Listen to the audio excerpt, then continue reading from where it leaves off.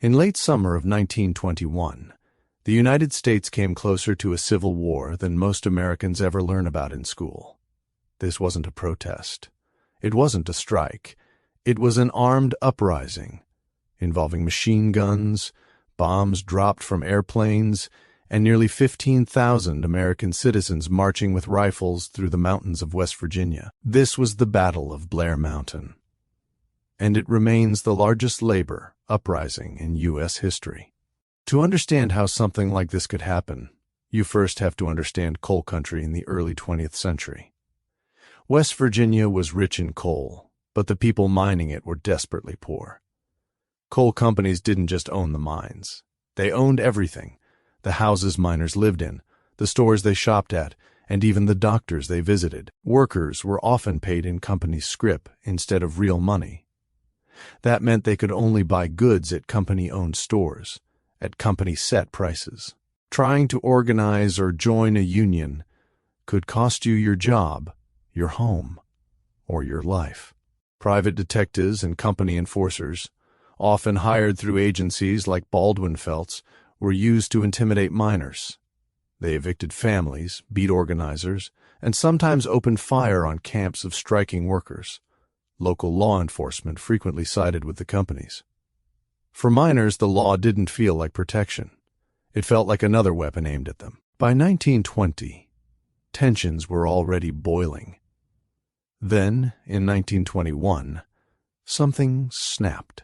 In August of that year, a pro-Union sheriff named Sid Hatfield was assassinated on the courthouse steps in Welch, West Virginia. He was shot in broad daylight by company agents. He died in front of his wife. For miners across the region, this wasn't just another injustice. It was proof that peaceful resistance no longer worked. Within days, miners began organizing themselves. Thousands of men, many of them veterans of World War I, armed themselves with rifles and pistols. They wore red bandanas around their necks or heads to identify each other. This detail would later give rise to the word redneck. These were not inexperienced fighters. Many had seen combat overseas. Their goal was simple: march south, confront the anti-Union forces entrenched in Logan County, and force recognition of miners' rights. By late August, an estimated 10,000 to 15,000 miners were on the move. What followed was not chaos. It was organized warfare. At Blair Mountain, company-backed forces and local deputies had dug in along the ridgelines. Trenches were prepared. Machine gun nests were set up. When the miners arrived, gunfire erupted across the hills. For days, the mountains echoed with rifle fire, explosions, and shouted orders. And then things escalated even further. Private aircraft were hired by coal operators and local authorities. These planes dropped homemade bombs, some filled with shrapnel, others with poison gas left over from World War I, onto the miners' positions.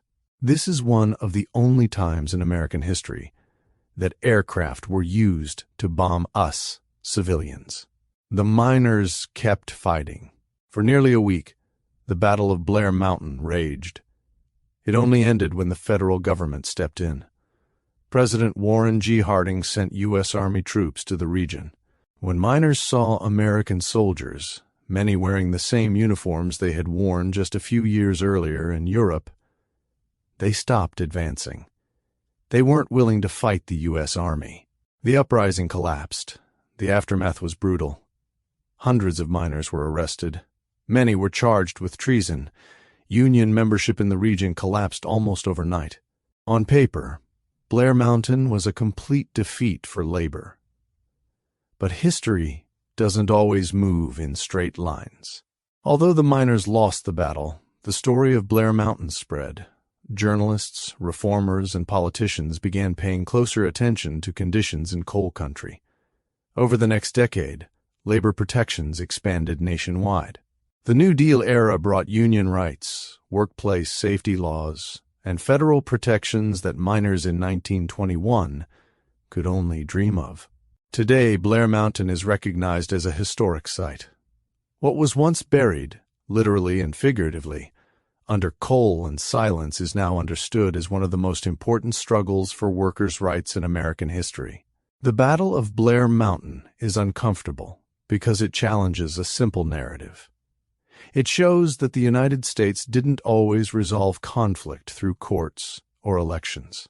Sometimes citizens felt so cornered that they believed armed resistance was the only option left. It's a reminder that rights many people take for granted were not always so obvious. They were fought for, sometimes with rifles in the mountains. If this story surprised you, or if it made you see American history a little differently, consider liking the video and subscribing.